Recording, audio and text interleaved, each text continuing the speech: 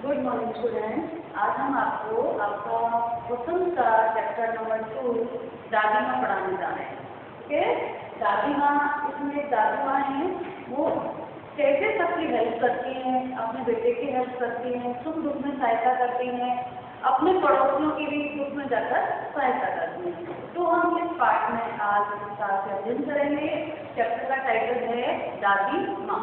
जैसे दादी माँ तो जानते हैं, सबसे ज़्यादा दादी माँ होती है। तो कमजोरी है अपनी, और सच तो यह है कि जरा सी कठिनाई करके बीसों गली बरसात और वसंत देखने के बाद भी मेरा मन सदा नहीं तो फिराए अनमना सा हो जाता है। मेरे मित्र मुँह पर मुझे प्रसन्न करने के लिए आने वाली खुशियों की खुशियाँ देते हैं और पीठ पीछे मुझे कमजोर और जरा सी प्रतिकूलता से घबराने वाला कहकर मेरा मजाक उड़ाते हैं। लेखक कहता है, सोचता हूँ अच्छा अब कभी उन बातों को न सोचूंगा।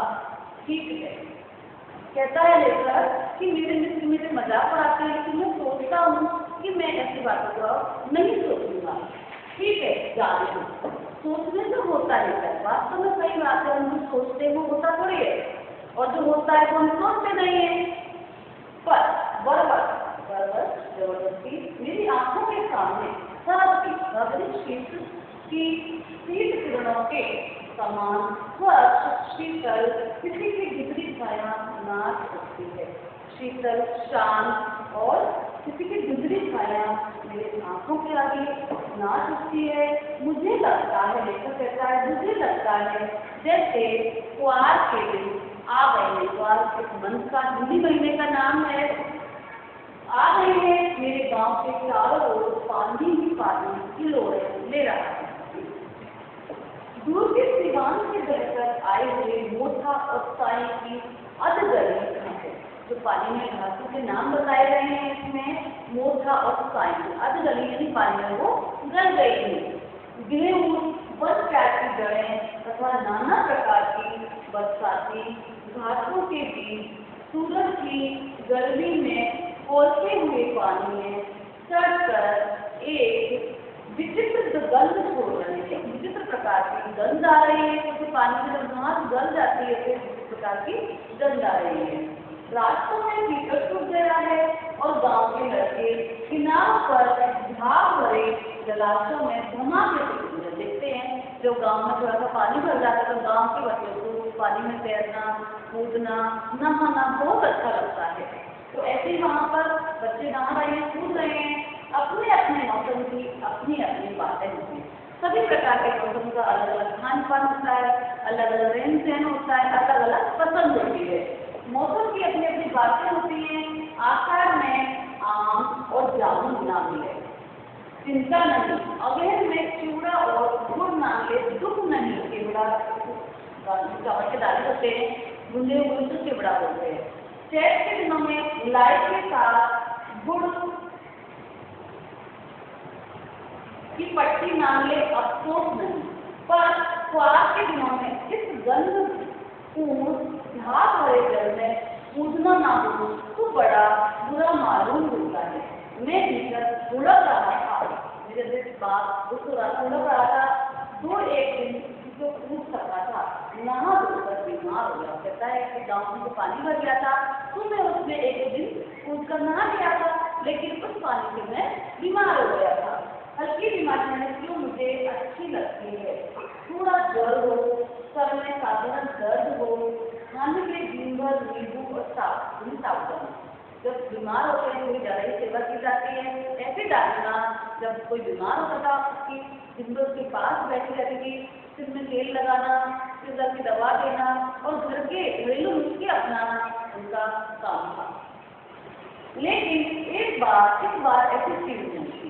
ज्वर जो चढ़ा कोई चढ़ता ही गया। जब ज्वर नहीं बुखार इतना तेज चढ़ा तो चढ़ता ही रजाई पर रजाई, और उतना रात 12 बजे के बाद। लेखक कहता है कि मुझे इतना तेज बुखार चढ़ा और जब उतरा तो रात के 12 बजे बाद। दिन में मैं चादर लपेटे सोया था। दादी माँ आई, शायद नहाकर आई थी। दादी माँ आई शायद नहाकर आई थी उसी झाग वाले जल में, उसी झाग वाले पानी में। पतले दुबले इतने शरीर पर सफेद किनारे की होती, सबसे सफेद बालों के सिरों पर सदैव टपके हुए जल की शीतलता, यानी जो बाल उसके सफेद हुए थे उसमें पानी की बूंदें टपक रही थी शीतल से। जल की शीतलता आते ही उन्होंने सर पेट आई, वहां स्नान करके आई और उन्होंने अपने बेटे के पैर छुए, पेट और सर छुआ। आंचल की गांठ खोल किसी अदृश्य शक्तिधारी के चबूतरे की मिट्टी मुंह में डाली। उन्होंने कैसे बहुत होते जो लोग बड़े लोग जो होते बहुत खिला देते हैं, बीमार होते हैं, तो ऐसे ही उन्होंने उनका बेटे का सिर और पेट छुआ और किसी मिट्टी को, यानी चबूतरे की मिट्टी थी उसको उसके मुंह में डाला, माथे पर लगाए। जो हमारे घर में बुजुर्ग दादी माँ तक हमारे यहाँ पे भी करती है। दिन रात चारपाई के पास बैठी रहती, कभी पंखा जलती, कभी जलते हुए हाथ पैर कपड़े से सहलाती, सर पर दालचीनी का लेप करती और 20 बार छूकर जो का अनुमान करती, यानी बार बार तो छूती और बुखार को देखती कि कम हुआ है या ज्यादा हुआ है। हांडी में पानी आया कि नहीं, हांडी में पानी आया नहीं, उसे पीपल की खाल से छौंका कि नहीं, उसे पीपल की खाल छौंकने का मानती, वो कहते उसे पीपल की खाल से छौंकाया नहीं। खिचड़ी में मूंग की दाल एकदम मिल तो गई है ना, खिचड़ी में मूंग की दाल जो पुराने लोग होते हैं उनको वो खिचड़ी बनाते हैं तो दाल और चावल उसको मिक्स होना जरूरी होता है, ये नहीं कि दाल अलग हो रही है और चावल अलग हो रहे हैं। दादी माँ ऐसा ही चाहती थी, कोई बीमार घर में किसी के बाहर से आकर तो नहीं चला जाती, देखती थी कि कोई अचानक में बाहर से आया है, यानी जो बीमार व्यक्ति है उसके पास मुझे तो नहीं चला गया है। आदि लाखों प्रश्न पूछकर घर वालों को परेशान कर, दादी माँ हर प्रश्न पूछकर घर वालों को बहुत परेशान कर देती थी। दादी माँ को गवई गांव की 50 किस्म की दवाओं के नाम याद थे। ये गांव गवई नाम है, उसकी उनको गांव की 50 दवाओं के नाम याद थे। जैसे पुराने लोगों को पुराने लोग की घरेलू दवाइयाँ हैं उनके नाम याद होते हैं जिनको हम नहीं जानते हैं, उनको याद थे। गांव में कोई बीमार होता उसके पास पहुंचती और वहां भी वही काम, हाथ छूना, माथा छूना, पेट छूना, फिर दूध से लेकर मलेरिया, सरसाम, निमोनिया तक का अनुमान विश्वास के साथ सुनाती। जो भी पड़ोसियों के बीमारों के पास जाती उसका सिर छूती, माथा छूती और मलेरिया हो गया है, वैसे बीमारी हो गई सब अनुमान लग गई। महामारी और विश्वचिका के दिनों में रोज खड़े होकर स्नान के बाद लवण और गुड़ मिश्रित जलधार, गुग्गल और दूध, क्या करते थे नहाने के बाद लौंग और गुड़ इसमें मिली हुई जलधार, गुग्गल और दूध सफाई कोई उनसे सीख ले। ठीक है, जो पुराने लोग होते हैं उनके हाथ में थोड़ी ज्यादा ही सफाई होती है, मुझे ज्यादा सफाई पसंद होती है। ऐसे दादी माँ को बहुत सफाई पसंद थी। दवान देर होती, मिश्री या शहद खत्म हो जाता, चावल या गिलास नहीं बदले जाते तो वैसे पागल हो जाती। ठीक है, अगर उनके घर में चादर बेडशीट चेंज नहीं हो, तकिए के पिलो कवर चेंज नहीं हो तो मुझे बहुत दुख होता और वो बहुत चिल्लाने लगती, पागल से हो जाती थी। ठीक है, बुखार तो मुझे अब भी आता है। नौबत अब कहते हैं, लेखक कहता है कि बुखार तो मेरे को पहले भी आता था लेकिन पहले पुलिस की सेवा की जाती थी, लेकिन बुखार तो मुझे अब भी आता है लेकिन वैसे सेवा नहीं की जाती जैसे दादी माँ करती थी। अब लेखक की दादी माँ उनके पास नहीं है। ठीक है, मकर पानी में जाता है, नेस महाराज अपने मन से पकाकर खिचड़ी या साबू, कहते हैं नेस वाले जो महाराज हैं अपने मन से खिचड़ी साबू पकाकर दे जाते हैं और नौकर पानी में जाता है और डॉक्टर साहब आकर नाड़ी देख जाते हैं, डॉक्टर सब चेक कर लेते हैं और उन्हें मुख्य की किसी की शिकायत करके बुखार उन्हें की जो गोली होती है वो मलेरिया के काम आती है, तो बहुत कड़वी होती है। तो उससे क्या होता है कि बच्चों को उससे बुखार खाने की डर से बुखार एकदम खत्म हो जाता है। और ना जाने क्यों ऐसे बुखार को बुलाने का भी नहीं होता, क्योंकि पहले तो दादी माँ थी तो बुखार आता था तो बहुत अच्छा लगता था, क्योंकि सेवा होती थी, लेकिन अब दादी माँ नहीं है तो लेखक कहता है कि हम मुझे बुखार बुलाने का मन भी नहीं होता।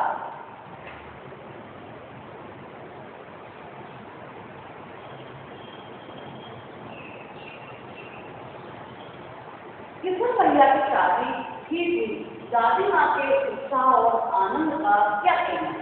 दिन भर गायब रहती, सारा घर जैसे सर पर शादी हुई, दादी माँ को सारे काम की चिंता रहती, वो सारे काम को करवाती थी और सिर पर घर को सब कुछ लगा कर बोलती थी। पड़ोस में आती, दो बुलाने पर दादी माँ आती, बहन बुरा ना मानना, कार औरतों का घर ठहरा, कार औरतों का एक काम दूसरों का है, एक काम अपने हाथ से ना करूँ तो होने वाला नहीं है। जानने को यूँ सभी जानते थे कि दादी माँ कुछ करती नहीं, दादी माँ कुछ नहीं करती थी, लेकिन उनके दस्ते सारे काम हो जाते थे। पर किसी काम में उनकी अनुपस्थिति वक्त पे विलंब का कारण बन जाती, सभी काम करने के लिए उनका इंतजार करते थे, दादी माँ कब आएंगी, दादी माँ आती थी, जब भी काम पूरा होता था। 19 दिनों की बात है, एक दिन दोपहर को मैं घर लौटा, वापिस घर आया, बाहरी विस्तार में दादी माँ किसी पर बिगड़ रही थी, निस्तर में रास्ते में बिगड़ रही थी, गुस्सा हो रही थी। देखा पास के कोने में दूध की रानी की चाची खड़ी है, ठीक है, तो ना होगा दोनों रुपये में सूद के ब्याज, सूद के आल बोले। उन्होंने कुछ पैसे रानी चाची को उधार दिए थे, उन्होंने कहा कि मुझे वो पैसे वापस लौटा दो, ब्याज तेरी आंख में कुछ शर्म है नहीं, मांगने के समय कैसी आई थी, पैरों पर नाक रगड़ती थी, उसने एक पाई न दी, अब लगी है आजकल करने, फसल मैं दूंगी, फसल मैं दूंगी। अब क्या तेरे खाते दूसरे फसल कटे, किसने कहा कि मेरी फसल आएगी, उस फसल में आपके पैसे चुका दूंगी। दादी माँ को बहुत गुस्सा आ रहा था, दादी माँ ने कहा कि जब जरूरत पड़ी तो मेरे पास कितने मिन्नतें करने लगी थी, पर आजकल कर रही है। दूंगी मालकिन, रानी की चाची रोती हुई दोनों हाथों से आंचल पकड़े दादी माँ के पैरों की ओर झुकी। रानी की चाची दादी माँ के पैरों की ओर झुकी, और बिटिया की शादी है, आप न दया करेंगी तो उस बेचारी का निस्तार कैसे होगा, उसका भला कैसे होगा। हट हट, अभी नहा के आ रही, दादी माँ बोली, तुम दूर हट जाओ, मैं नहाने ला रही। दादी माँ पीछे हट गई, जाने दो दादी, मैंने अपनी फल को हटाने की गरज से कहा, बेचारी गरीब है, ये नहीं चाहिए। तो कहता है, उसने कहा कि बेचारी गरीब है, कभी जब वो भी दे देगी, चल चल चलाए समझाने। उसने कहा अपने बेटे चल चल चलाए समझाने। मैं चुपके से आंगन की ओर चला गया। तो कहता है चुपके से आंगन को चला गया। कई दिन बीत गए, मैं इस प्रसंग को एकदम भूल सा गया। एक दिन रास्ते में रानी की चाची मिली, वह दादी को पूछो फलो दूसरे नामों का आशीर्वाद दे रही थी। मैंने पूछा क्या बात है चाची, तो उसने बिहर होकर कहा, उदिन हो गई बेटा, उदिन हो गई बेटा, भगवान भला करे तुम्हारी मालकिन का, कल ही आई थी, पीछे का सभी रुपया छोड़ दिया, ऊपर से 10 रुपए का नोट देकर बोली, देखना धन्नो जैसे तेरी बेटी वैसे मिली, 10-5 में ऊंचाई डालो, देवता है बेटा देवता, उस रोज तो बहुत डांट रही थी। मैंने पूछा वह तो बड़े लोगों का काम है, बाबू रुपया देकर डांटे भी ना तो लाभ क्या। मैं मन ही मन कर हंसता हुआ आगे बढ़ गया। किशन के विवाह के दिनों की बात है, विवाह के 4-5 रोज पहले से ही औरतें रात रात में गीत गाती हैं। मैंने किशन की शादी की तो सारी औरतें रात रात भर गीत गाती हैं। विवाह की रात को अभिनय भी होता है, अभिनय नाटक, जब शादी की रात होती है एक नाटक होता है ना, होता है की कथा का हुआ करता है, उसमें विवाह से लेकर उच्च उत्पत्ति तक के परिदृश्य दिखाए जाते हैं। कभी पाठ औरत का है कि सभी पाठ इसमें औरतें ही करती हैं, औरतें दूल्हा बनती हैं, औरतें दुल्हन, सब कुछ काम औरतों का होता है। बीमार होने के कारण बारात में जब लेकर कह रहा है कि मैं बीमार हो गया था तो मैं बारात में नहीं जा सकता, मेरा भाई रातों दलान में सो आंगन में सो रहा था, वही बारात जाने के बाद पहुंचा था और तो उसको आपत्ति थी, और वो सो रहा था और तो अच्छा लगा था कि एक आदमी यहाँ है, तो औरतें काम कर रही थी। दादी माँ लड़की से क्या करता, लड़के और ब्रह्मा का एक सा मन होता है, उनका कि लड़के और ब्रह्मा का एक जैसा मन होता है। मुझे भी पास की चारपाई पर चादर उड़ाकर दादी माँ ने चुपके से सुला दिया था। बड़ी बच्ची आ रही थी, सोचा कहीं दूर से हम भेद खुल जाए तो निकाल बाहर किया जाऊंगा, पर भाभी की बात पर हंसी रुक ना सकी और ठंडा हो गया। उसके बाद भी हंसी मजाक की तो लेकर कह रहा कि मेरी हंसी रुक नहीं सकी और सबको पता लग गया कि यहाँ पर उड़कर चादर कोई तो रहा है, आदमी तो रहा है। रेणु की माँ ने चादर खींच दी और कहा, कहो दादी, ये कौन बच्चा सोया है? बेचारा रोता है, दूध को पिला दूं, माता पर शुरू हुई, दादी माँ बिगड़ी, लड़के से क्यों लगती है, लड़के से क्यों लड़ रही है? सुबह रात को बेटी माँ मिली, कल वाला बच्चा भाभी। मैं वहां से जोर से भागा, दादी माँ के पास जा खड़ा हुआ। वस्तुतः किसी प्रकार का अपराध हो जाने पर जब हम दादी माँ की छाया में खड़े हो जाते, अभय दान मिल जाता, मिलता मिल जाती।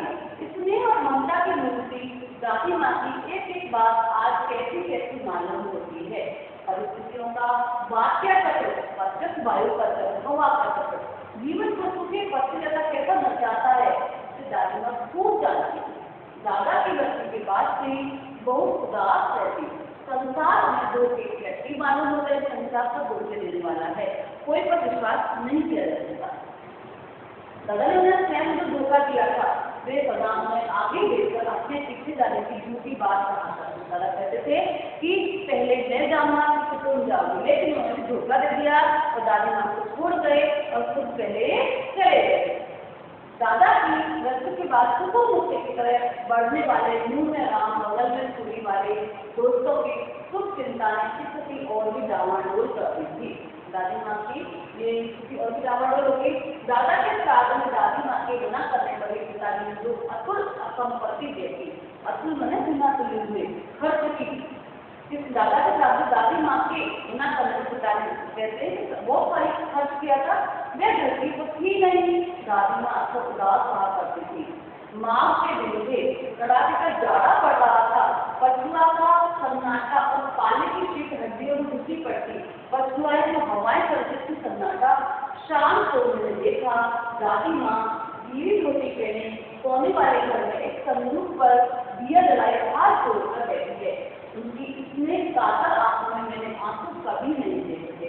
मैं बहुत देर तक मन मारे उनके पास बैठा रहा।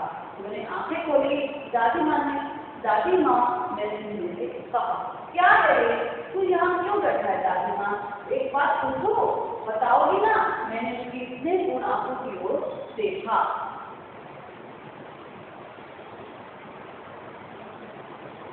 क्या है? तुम रोटी थी? दादी माँ मुस्कुराई। पागल, तुमने अभी खाना भी नहीं खाया? चल धोती तो हो गई। दादी माँ, मैंने कहा, मुझे सर्दी लगने लगती है बेटा। वे मुझे खींचती रसोई में ले गई। सब सुबह मैंने देखा चारपाई पर बैठे पिताजी और किशन भैया मन मारे कुछ सोच रहे हैं। दूसरा चाराई बाबू बोले, रुपया को देखा नहीं है, कितने के तो अभी पिछले भी बाकी है, वे होने से हो गए। होता क्यों है? दादी माँ ने उसका माथा सहलाते हुए कहा, मैं तो अभी हूँ ही। उन्होंने संदूक खोलकर एक चमकती सी चीज निकाली। फिर दादा ने ये संदूक मुझे इस दिन के लिए ही पहनाया था। उनका गला भराया। मैंने इसे पहना नहीं, इसे सहेज कर रखती आई हूँ। यह उनके वंश की निशानी है। उन्होंने आंखों पर कहा, पुराने लोग आका पिता सब सोचते थे। दादी माँ इनके संघर्ष करने में मुझे जब चीजों को दुख में काम कोई आए, कोई परेशानी आगे आ जाए, उसका पहले वो समाधान कर लेते, पहले सोच कर रखते थे। ऐसे दादी माँ ने सोने की कंगन जो उसके दादा ने दिलाए थे वो संभाल कर रखते थे कि विपरीत परिस्थिति आने पर वो काम आएगी। सच मुझे दादी माँ साफ दृष्टि देवी सी लगी, बिजली छाया विलीन हो गई। मैंने देखा दिन काफी चढ़ आया है। पास के लंबे खजूर के पेड़ से उड़कर एक कौवा अपनी घिनौनी काली बाहें फैलाकर मेरी खिड़की पर बैठ गया। हाथ में अभी किशन भैया का पत्र काम रहा है। काली चीटियों की कतारें धुंधली हो रही हैं। आंखों को विश्वास नहीं होता। मन बार बार अपने से ही पूछ बैठता है, क्या सचमुच दादी माँ नहीं रही? अब दादी माँ की केवल लेखक के पास यादें ही रह गई हैं। अब आपके जो इसके प्रश्न हैं वो हम आपको आपके लिए PDF बनाकर दे देंगे। देखो पहला क्वेश्चन है, लेखक को अपनी दादी माँ की याद के साथ साथ बचपन की और कौन कौन सी बातों की याद आ जाती है? दादी माँ की मृत्यु के बाद लेके व्यक्ति कैसी हो गई थी? दादी माँ के स्वभाव का कौन सा पक्ष आपको अच्छा लगा? बताइए। आपने इस कहानी में महीनों के नाम पढ़े थे, क्वार, आषाढ़, माघ। इन महीनों में कौन सा मौसम सबसे अच्छा रहता है?